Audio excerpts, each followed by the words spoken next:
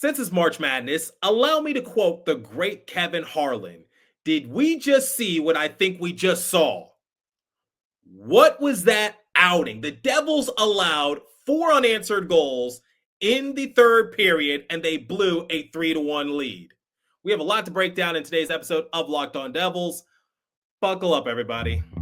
You're Locked On Devils, your daily podcast on the New Jersey Devils. Part of the Locked On Podcast Network, your team every day. Hi, this is Bryce Salvador, and you're Locked On Devils with Trey Matthews.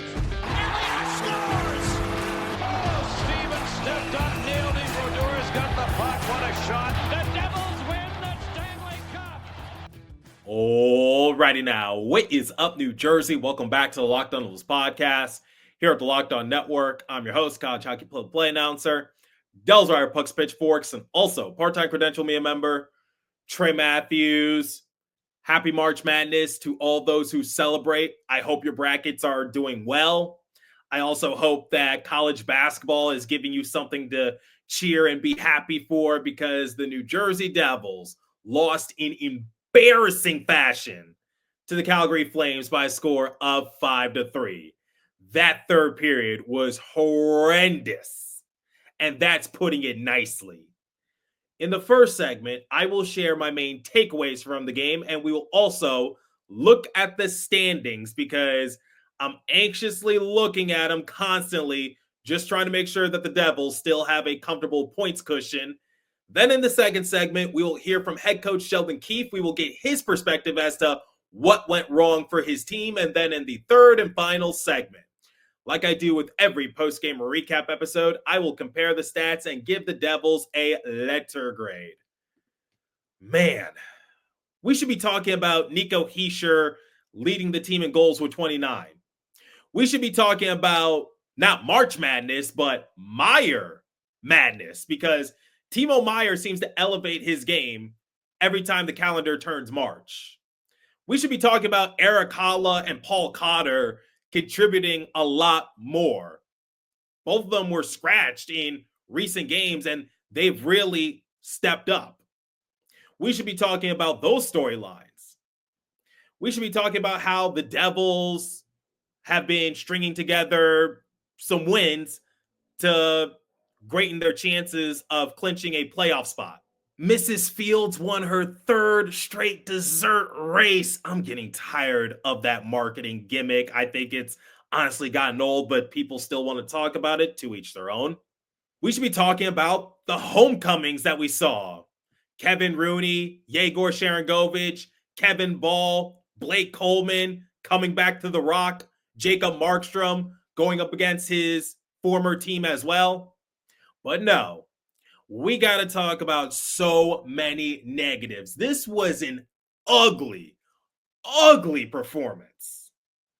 I'm getting flashbacks to the Columbus Blue Jackets game from a few days ago, because if you recall, the Devils had respectable first and second periods, but that third period was terrible. And Jake Allen stepped up his game big time to steal the win for the Devils. It was an ugly win, but all wins count the same at the end of the day. I was also getting flashbacks to Vitek Vanacek, because Jacob Markstrom was really bad in this game. All right, let's calm down and let's actually break down this game. I'm just still flabbergasted from this showing, because the Devils blew the infamous 3-1 lead, and they ended up losing 5-3.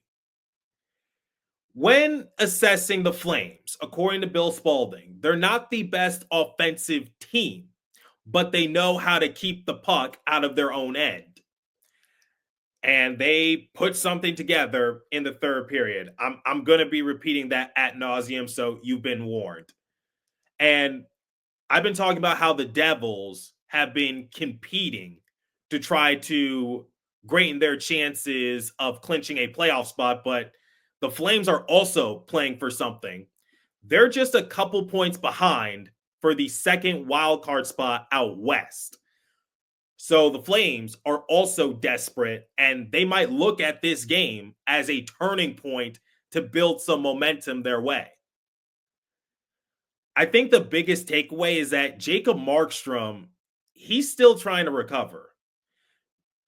Sheldon Keefe was even quoted to say post game that Markstrom is not there yet in terms of making a full recovery. How bad was Markstrom in this game? Well, according to Daniel Moya of the Hockey Writers, it was another struggle for Markstrom, who stopped minus 0.88 goals above expected. Have to feel for him, has certainly struggled to find his stride since coming off the IL. But with that said, they've been outshot 39-7 the last two third periods. Can't happen. It is a two-way street because, yes, Markstrom did not have a good performance, but the Devils have to perform better in front of their goalies because they had no business of winning that game against the Blue Jackets. Let's be real. Jake Allen single-handedly gave the Devils the win because if he did not elevate his game in the third period, the Devils would have dropped to the Blue Jackets, who are desperately trying to string together some wins to keep their playoff chances alive. In this particular game, the Devils outshot the Flames 9-5 in the first period, 16-8 in the second, but something switched in favor of the Flames. They outshot the Devils 15-4. JP of Devil's Advocate posted this on social media and said, since Markstrom returned from injury on March 2nd, he has an .828 save percentage, a 4.23 goals against average, and a minus 7.99 goals saved above expected. Remember just a few months ago, we were talking about how Markstrom was in the running for the Vezina Trophy. Yes, he wasn't going to win. It was going to go to Connor Hellebuck. But ever since that Boston game in which he got injured and having to recover and come back from that, he just has not been the same. I'll talk more about what the future plan might be for Markstrom moving forward because he's obviously not at 100%. But the Devils can't afford to lose games like this where they were in a comfortable position to win the game. They had a 2-goal lead to work with, and all of a sudden they walk away with nothing. That cannot happen because if we look at the standings, the Devils still have 80 points, meaning that they're 8 points ahead of the Rangers and 9 points ahead of the Blue Jackets. Don't look now, but the Islanders are currently on a 3-game winning streak. They now have 72 points. They're trying to get into the wild card position, but they have one of the toughest schedules to close out the regular season. So I'm not sure that's going to last, but nonetheless, the Devils are probably going to look back at that game and just be like, that can't happen, especially when you're in a comfortable position to win. No harm, no foul for this game since the Rangers are currently on a 3-game losing skid. The Blue Jackets, they lost their more recent matchup, but it was in overtime, so they still walked away with a point. Islanders are tied with the Rangers just below the cut line in the wild card. I know a lot of people are probably upset, rightfully so. I'm upset myself, but it's not the end of the world because the Rangers, Blue Jackets, they lost their more recent games, and the Islanders are tied with the Rangers, meaning the Devils haven't lost any traction, but their next game is going to be against the Ottawa Senators. And I know the Senators have dropped their last 2 games, but they're still one of the hottest teams in the NHL right now. In their previous 10 games, they have a record of 7-2-1. Brady Tkachuk is willing that team to victory, trying to get them into the playoffs. And the Senators have handled the Devils before, earlier this year. Travis Green knows the Devils and the type of system they like to run. So they got to just be weary of that. But the name of the game, especially with 11 or 12 games remaining on the docket, you can't waste away points. So just shake it off and we'll see what happens in the next matchup. Before we continue with today's episode and we hear from head coach Sheldon Keefe, my colleague over at Locked On Senators, Ross, has an important message to share from Bear Mattress. Did you know getting a good night's sleep is the #1 recipe for long-term success in life? I didn't. It took me way longer to realize than I'd like to admit. It was years of tossing and turning. I was always tired. I never felt like I could live up to my potential, but not anymore. Thanks to Bear Mattress. I used their sleep quiz and I matched with the Elite Hybrid. It's perfect for side sleepers like me. Now I wake up energized. I'm getting deeper sleeps and I'm ready to attack the day. No matter how you sleep, Bear Mattress has a match for you with a focus on recovery, cooling, and pressure relief to upgrade your sleep and improve your overall quality of life. Go to bearmattress.com and use promo code LOCKEDONNHL at checkout for 40% off site-wide. This offer is not available anywhere else. You have to use my promo code on the very last page of checkout to get this discount. That's bearmattress.com and use promo code LOCKEDONNHL for 40% off site-wide. Bearmattress.com, promo code LOCKEDONNHL. Okay, here's what head coach Sheldon Keefe had to say post-game about his team's effort. Take a listen. Obviously the way you started, the way you played for 2 periods, and then what changed in the third? Just didn't look comfortable in the third at all. Why do you think that was, and do you think the guys tried to either not attack anymore or play more conservative? No, not at all. I didn't think we played conservative.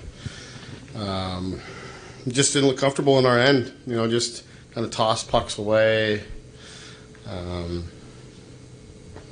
It's similar to the Columbus the other night, but different. We didn't spend the whole period in our end.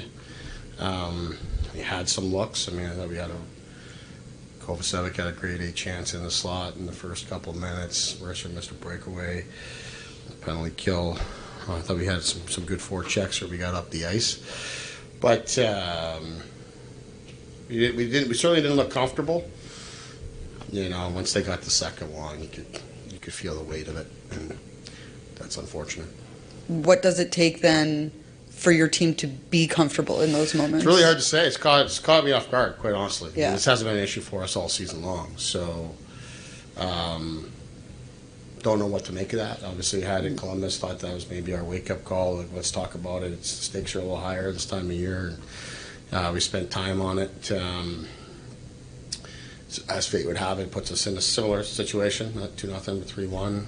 2-goal lead in the third period, and a chance to get it right, and obviously failed to do that. So why is it happening?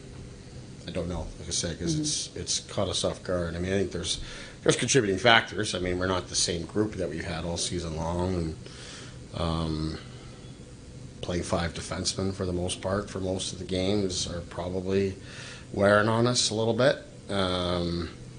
Because our D don't quite look like themselves. But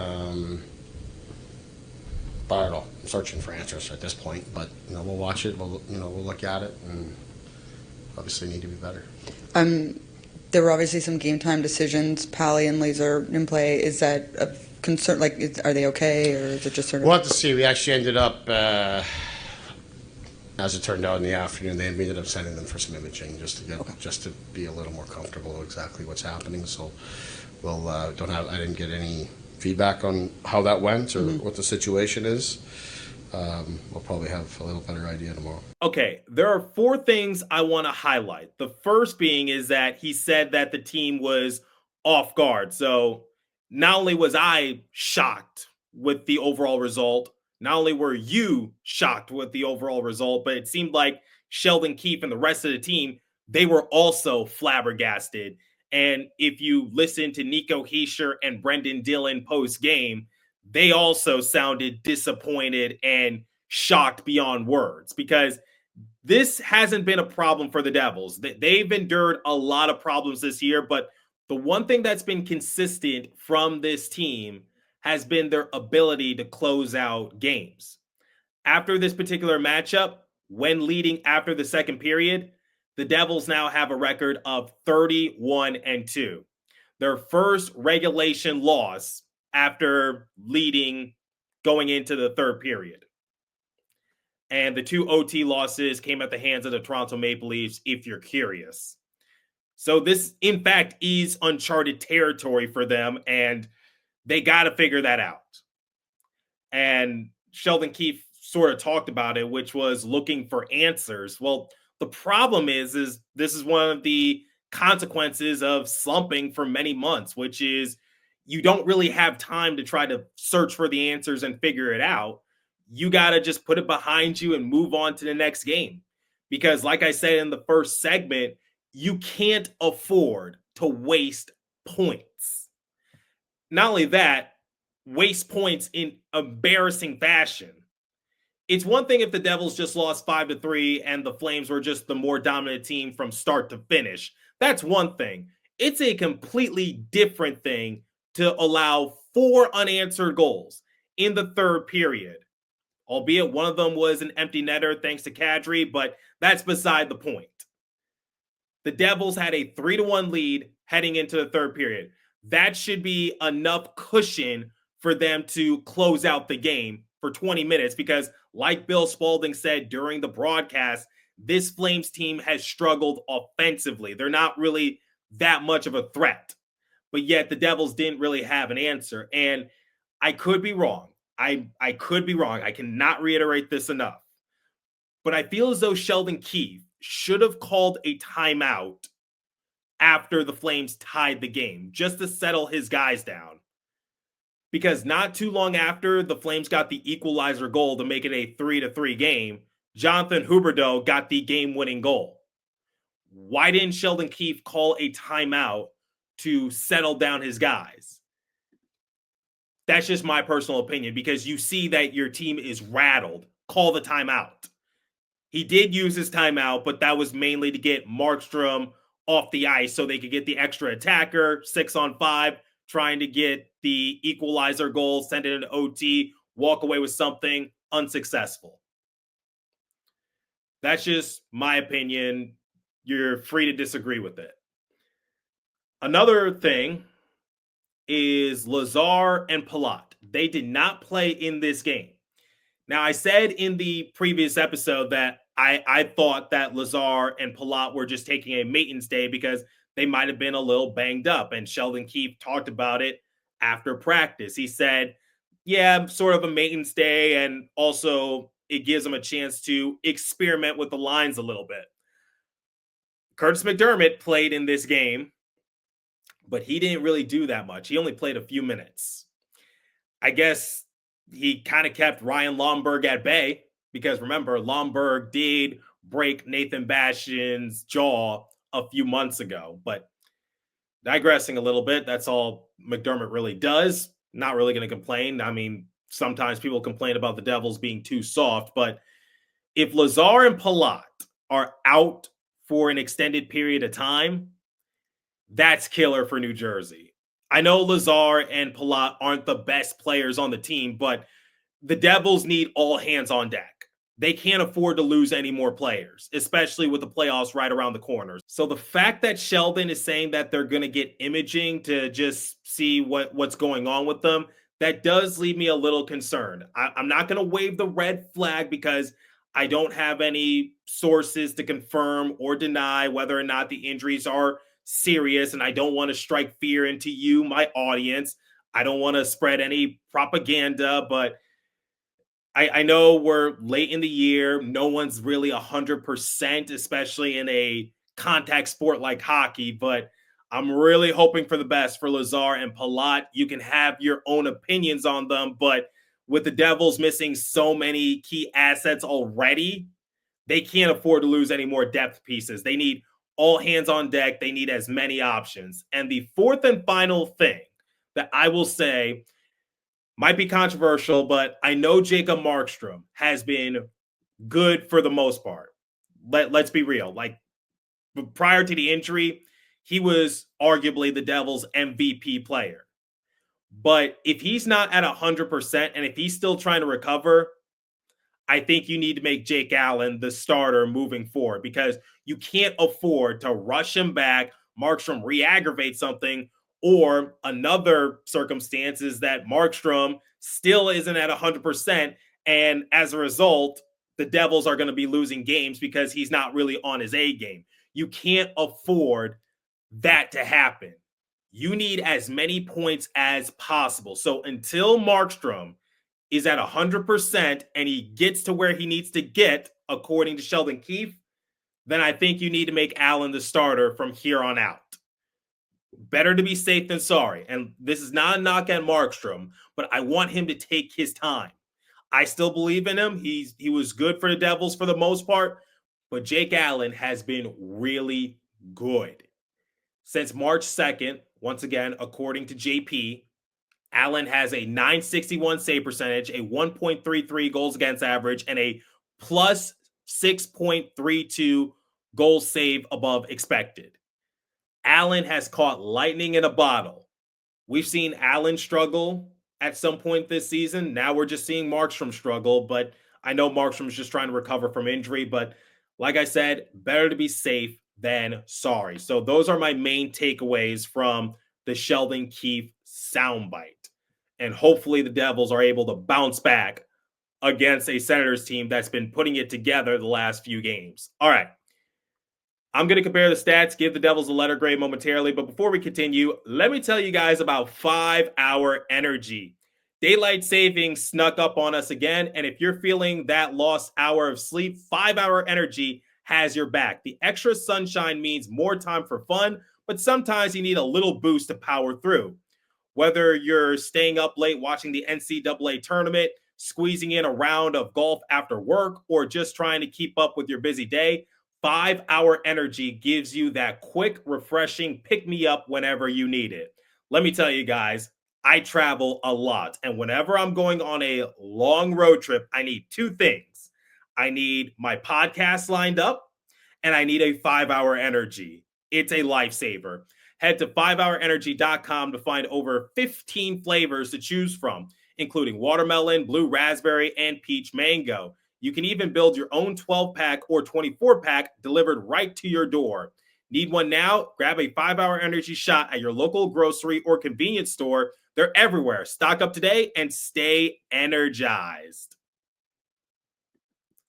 All right, let's compare the stats, give the Devils a letter grade, and get out of here. Shots on goal differential, 29-28 in favor of the Devils, but the Flames got more than half of their shots in the third period.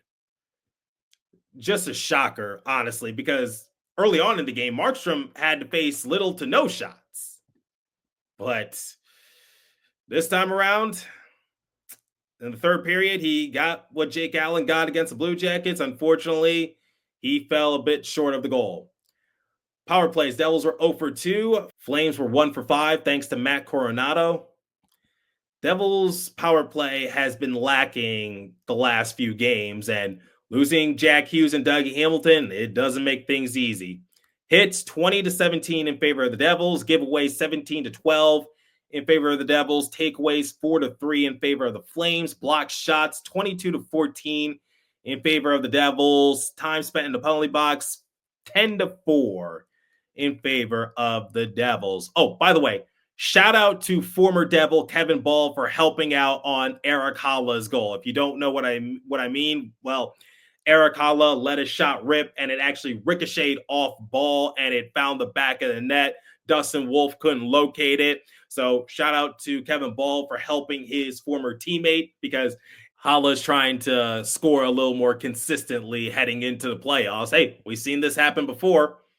We saw it during the 2022-2023 season. Halla got hot at the right time, and he was one of the main reasons why the Devils were able to propel past the Rangers in the first round in 2023. All right.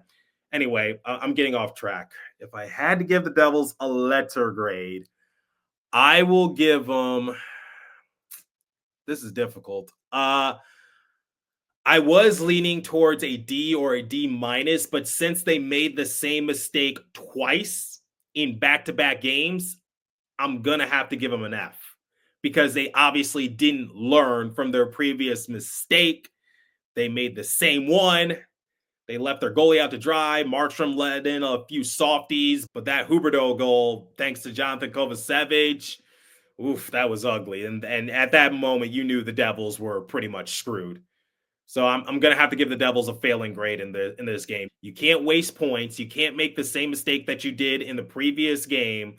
And you got to figure out what your issues are, because Sheldon Keefe said that everyone was caught off guard. Well, you got to get your act together.